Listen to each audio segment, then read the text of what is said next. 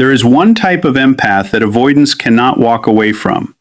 Not because they are desperate, not because they chase, but because something in the way they exist makes the avoidant feel something they have spent their entire life running from. And today you are going to find out exactly what that is. Most people think avoidants just do not want love. That is wrong. They want it more than almost anyone. They just learn to fear it. And when a specific kind of empath enters their world, that fear starts to crack. Not from pressure, not from pursuit, from something far more quiet, far more powerful. Stay with me until the end of this because what I am about to share will completely change how you understand yourself, avoidance, and why certain connections feel electric in a way nothing else ever has. Drop the word magnetic in the comments right now if you are ready to understand the one empath type that changes everything for the avoidant. Now let us get into this. You have probably heard the word empath thrown around a lot. Everyone seems to be calling themselves one these days. Sensitive, caring, feels too much.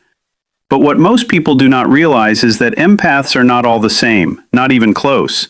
There are different types, different wiring, different ways of processing and reflecting the emotional world around them. And most of them, when they encounter an avoidant, fall into the same trap. They give more, they feel more, they pursue more, and the avoidant retreats further.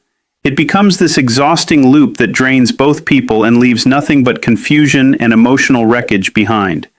But there is one specific empath type that does not fall into that loop. And it is not because they are cold. It is not because they play games. It is because their entire psychological makeup is built in a way that speaks directly to the avoidant's deepest wound. And the avoidant does not even see it coming. So before we talk about who this empath is, we need to understand who the avoidant is, really is. Not the surface version that people talk about, the actual psychological architecture underneath. The avoidant learned something very early in life. They learned that needing people was dangerous. They learned that reaching out for comfort either got them rejected, dismissed, or made them feel like a burden. So they adapted. Brilliantly, actually. They shut the emotional door. They built an entire personality around independence, around self-sufficiency, around the idea that needing no one is strength. And for a while, it worked. It kept them safe. It kept them from feeling that early pain again. But here's the thing about shutting a door. You are not just keeping pain out. You are keeping everything out. Connection, warmth, real intimacy. And after years of that, even the avoidant starts to feel the emptiness. They will not admit it. Their nervous system will not let them. But it is there. It is always there. Now here is where most people get it wrong. When they meet an avoidant and feel that pull, that intense magnetic attraction, they think the answer is to pursue, to show how much they care, to prove that they are safe, to be as warm and available and loving as possible. And what happens? The avoidant runs. Every single time. Because to the avoidance nervous system, that level of availability is not comfort. It is a threat. It triggers every old fear they have about being swallowed, controlled, losing themselves, becoming dependent on something that could be taken away. So the more love you pour on an avoidant, the faster they move away from you. Not because they do not feel it, but because they feel it too much and it terrifies them. Now enter this specific empath type. The type I am talking about is what behavioral science calls the integrated empath. Some call them the secure empath. Some call them the evolved empath. But the name does not matter. What matters is how they function. And how they function is unlike any other relational style the avoidant has ever encountered. The integrated empath has done something rare, something most people never do. They have taken all of that deep emotional sensitivity, all of that ability to feel and read and understand people at a profound level, and they have combined it with an unshakable sense of self. They feel everything, but they are not ruled by what they feel. They care deeply, but they do not need you to validate that care. They see your pain, but they do not rush in to fix it. And that combination is the thing that the avoidance nervous system has never encountered before. It is the thing that stops the avoidant cold. Think about every relationship the avoidant has ever been in, every person who got close to them. One of two things usually happened. Either the person was emotionally available in a way that felt suffocating and the avoidant ran, or the person was emotionally unavailable and the avoidant felt nothing at all. Safe, yes, but empty. Neither of those options ever reach the avoidant at the depth where they actually live. The integrated empath is neither of those things. They are deeply present. They are emotionally warm. They can see straight through to the core of who the avoidant really is in a way that is almost unsettling. But they are not chasing. They are not performing. They are not waiting for the avoidant to complete them. They have their own life, their own center of gravity. And that center does not shift just because the avoidant pulls back. And that is the first thing that brings the avoidant to their knees. Presence without desperation. The avoidant has spent their entire life being a test for other people's stability. Everyone around them eventually breaks, eventually needs them to be different, eventually makes their love conditional on the avoidant showing up in a way that fits the other person's emotional comfort. And the avoidant fails that test, not because they are broken, but because their system is wired to retreat when pressure is applied. But the integrated empath does not apply that pressure. They do not collapse when the avoidant goes quiet. They do not spiral when the avoidant needs space. They do not interpret withdrawal as rejection and then retaliate with more pursuit. They simply remain, grounded, warm, present, and completely okay. And the avoidant notices, God, do they notice? Because for the first time in possibly their entire life, someone is seeing them clearly. All of their patterns, all of their withdrawal, all of the ways they push people away, and that person is not leaving, but they are also not begging. They are just there, solid, real, unshaken. That is new information for the avoidance nervous system. That is data it does not know how to process. And the response to that data is fascination, a pull, an almost involuntary leaning in. Now let us talk about the second thing the integrated empath does that absolutely unravels the avoidant. They communicate differently. Most people, when they feel disconnected from someone they care about, will either pursue harder or go cold. Both of those are emotional extremes that the avoidant knows how to handle. They have defenses built for both. They can outrun a pursuer. They can match your coldness and feel nothing. But the integrated empath does neither of those things. The integrated empath names what is happening in the space between them, calmly, without accusation, without emotional charge. They might say something like, I notice when things feel close between us, you tend to create some distance. I am not making that a problem. I just want you to know I see it, and I am not going anywhere. That kind of communication is disarming in a way the avoidant has never experienced. Because it does two things at once. It sees the avoidance pattern without shaming it, and it removes the threat that the avoidant has always assumed comes attached to being seen. Normally being seen means being judged, being needed, being responsible for someone else's emotional state. But the integrated empath separates all of that. They see you without needing anything from you in return for that seeing. And that is revolutionary to someone who has been hiding themselves their whole life. The avoidant starts to realize something uncomfortable and incredible at the same time. They can be known here, actually known, and it does not cost them their freedom. That realization is the thing that brings the avoidant to their knees.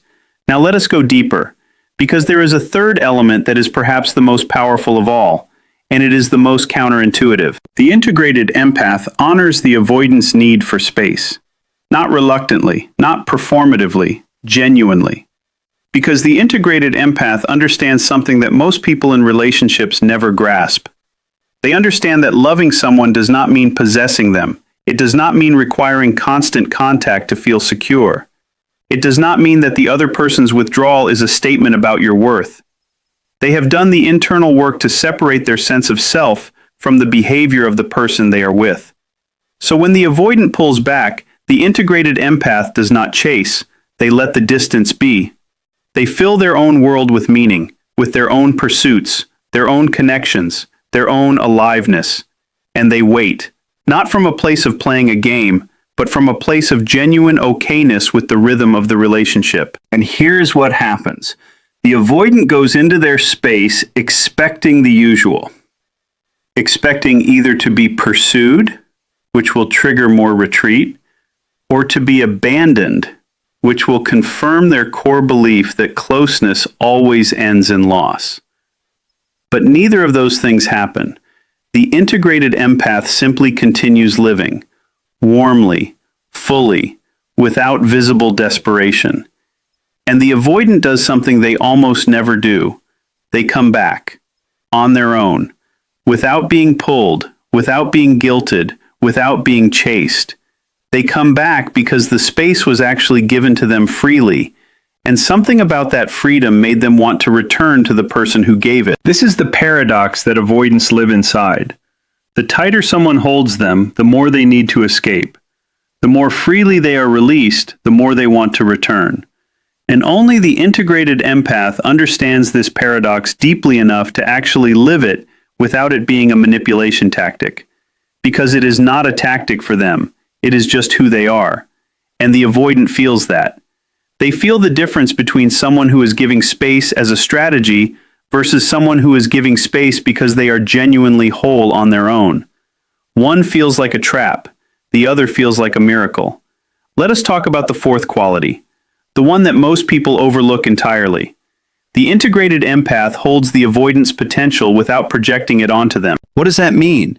It means they can see who the avoidant could be, the open, loving, connected version of them that exists underneath all the armor, without making the avoidant feel like a project, without making the avoidant feel like they are constantly falling short of some expectation, without communicating even subtly that their love is contingent on the avoidant becoming something different. Most people who fall for avoidance make this mistake. They fall in love with the version of the avoidant they catch glimpses of, the raw, real, unguarded moments, the rare times when the walls come down. And then they spend the entire relationship trying to get that version to show up more consistently. They push for it. They grieve when it is gone.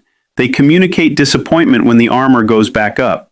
And the avoidant, feeling the pressure of that expectation, retreats back behind the wall permanently. But the integrated empath loves the whole person, the armored version and the open version. They are not disappointed by the armor. They understand it. They do not try to rip it off. They just create conditions where taking it off feels safe. And that is a completely different experience for the avoidant. It is perhaps the first time they have felt accepted exactly as they are, even in their most defended state. And paradoxically, that acceptance is what makes them want to become more open, because they are not being required to, because the love is not conditional, because there is no punishment for retreating and no reward for performing openness. Just genuine presence and acceptance in both states. That kind of love is so foreign to the avoidant that it almost does not compute at first. Their nervous system keeps waiting for the catch, keeps waiting for the moment when the conditions appear, when the ultimatums start, when the disappointment becomes visible. But it does not come. And after enough time passes with it not coming, something in the avoidant begins to soften. Not dramatically, not all at once. Avoidants do not change in cinematic moments. They change in small, almost invisible increments. A slightly longer conversation than usual. A moment of vulnerability they did not plan to share. A text they sent first without being prompted. Tiny things. But to someone who knows what they are looking at, those tiny things are seismic. And the integrated empath knows exactly what they are looking at. Now let us address something important. Because some of you listening to this might be thinking, this sounds like a lot of work. This sounds like asking someone to suppress their own needs and pretend they are okay when they are not. And that is a valid question, a really important one. The integrated empath is not someone who suppresses their needs. They are not performing okayness while suffering in silence. They are genuinely okay because they have done the internal work to know themselves at a deep level, to regulate their own emotional system, to find security not in the behavior of their partner, but in their own sense of self and their own understanding of their worth. That is not suppression. That is not avoidance of their own emotions. It is the opposite. It is complete mastery of their emotional world. They feel deeply. They process thoroughly. They know exactly what they need, and they can communicate it without making it an emergency, without making it the other person's responsibility to solve immediately. And that is what makes them so fundamentally different from other empath types. The classic empath feels everything and often drowns in it. They give too much. They lose themselves in the other person's emotional world. They mistake someone else's pain for their own and then feel responsible for fixing it. With an avoidant, this creates the most predictable outcome imaginable. The empath pours everything into the relationship. The avoidant backs away from the intensity. The empath pours more to compensate for the distance. The avoidant backs away further. Until the empath is empty and the avoidant is gone, and both people are left wondering what went wrong. The integrated empath broke that pattern in themselves before they ever met the avoidant. They learned where they end and another person begins. They learned to feel compassion without absorbing someone else's experience as their own. They learned to give without depleting themselves. And because of all of that internal work, they have something to offer the avoidant that no one else can. Steadiness. Real, earned, genuine steadiness that does not crack under pressure. And steadiness is the one thing the avoidant has always needed and never known how to find. Let us talk about what this actually looks like in real life. Because theory is one thing, but you need to see this in action to really understand what I mean. Imagine an avoidant and an integrated empath have been seeing each other for 2 months.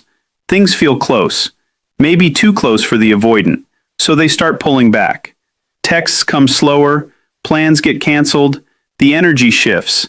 There is distance where there was warmth. Most people in this situation would panic, would text more, would ask what is wrong, would either get angry or get anxious. And that reaction, however understandable, confirms every fear the avoidant has. That closeness means loss of control. That the other person cannot be trusted to hold themselves together.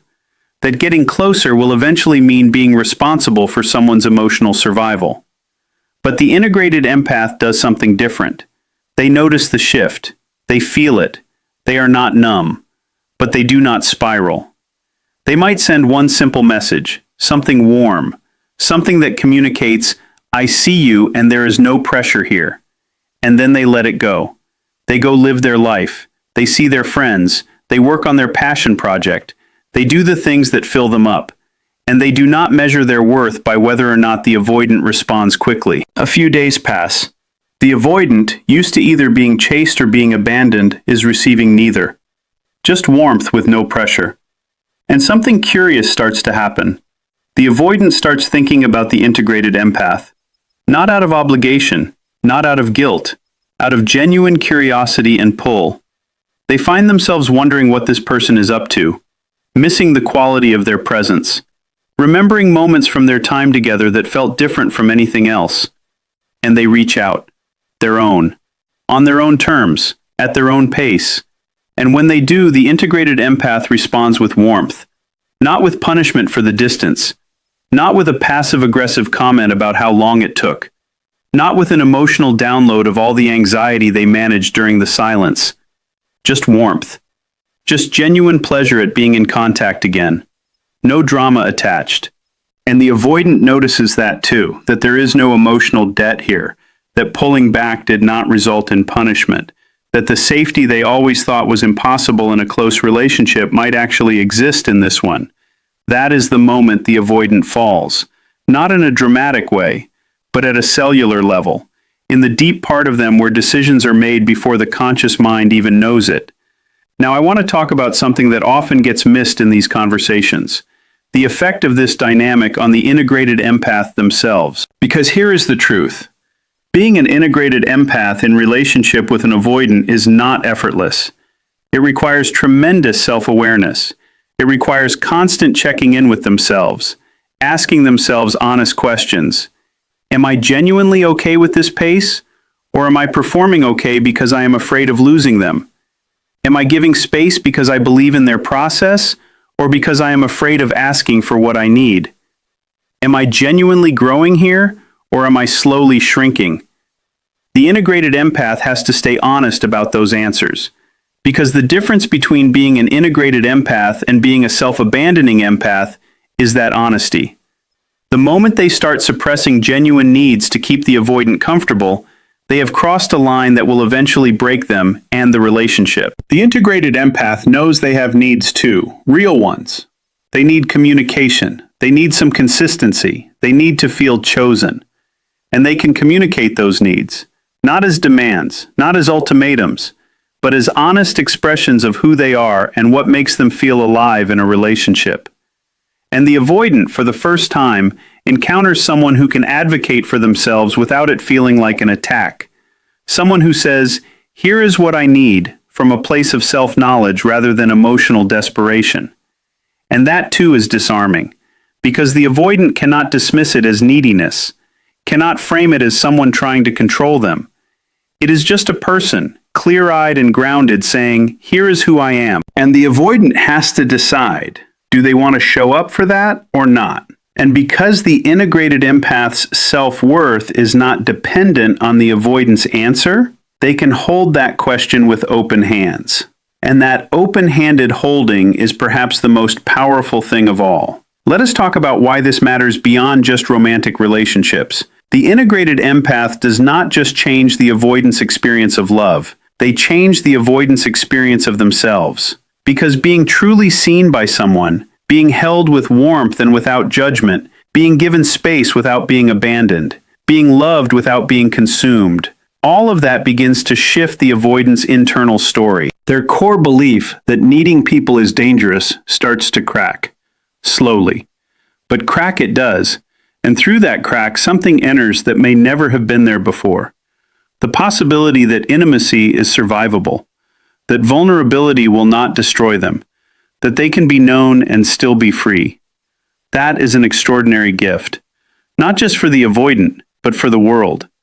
Because when an avoidant heals, even partially, they become capable of depth and loyalty and love that most people never get to experience from them. They become capable of a relationship that is truly extraordinary, because they have fought for every inch of their openness. Nothing is taken for granted. And the integrated empath who helped create the conditions for that healing does not do it by fixing the avoidant. They do it by simply being so fully themselves that the avoidant had no choice but to meet them there. Now let us come back to you, because this is not just information about other people. This is a mirror. If you are someone who has been drawn to avoidance repeatedly, there is a reason. That attraction is not random. It is not bad luck. It is pointing to something in your own internal wiring that is asking to be integrated. The parts of you that still seek love from the outside to feel whole. The parts that have not yet fully landed in your own sense of self. The parts that give more when you should hold still. You can become the integrated empath. It is not a personality type you are born as or not. It is a level of self-development that is available to anyone willing to do the inner work. The work of knowing yourself deeply, of building genuine security from the inside out, of learning to feel everything without being swept away by what you feel, of caring about others without losing yourself in them. That work is the most important work you will ever do. Not just for your relationships, for your life, for the quality of presence you bring to every room you walk into, for the depth of connection you are capable of. And here is what I want you to sit with. The integrated empath does not bring the avoidant to their knees through strategy. They do not read a book of techniques and apply them. They bring the avoidant to their knees through the simple, radical act of being completely themselves, whole, grounded, warm, present, unshakable. And in a world full of people performing versions of themselves to get love, someone who is just fully and completely real is the most magnetic force on earth. The avoidant knows armor. They know strategy. They know people trying to crack them open. They have systems built to resist all of that. But they have no defense against someone who is simply so fully alive and so genuinely themselves that being near them feels like breathing after years of holding your breath. That is the integrated empath. That is the one type that brings avoidance to their knees, not through force, not through manipulation, through the extraordinary, quiet, devastating power of wholeness. Now, the question is not whether you understand this. The question is what you are going to do with it, because the most important relationship you will ever have is the one you build with yourself. And the moment you become truly integrated, truly whole, truly present in your own life, You will not have to think about how to make anyone love you. The right people will not be able to help themselves. Go build that. Go do that work. Go become so completely yourself that the world has no choice but to feel it. That is where everything you are looking for actually lives.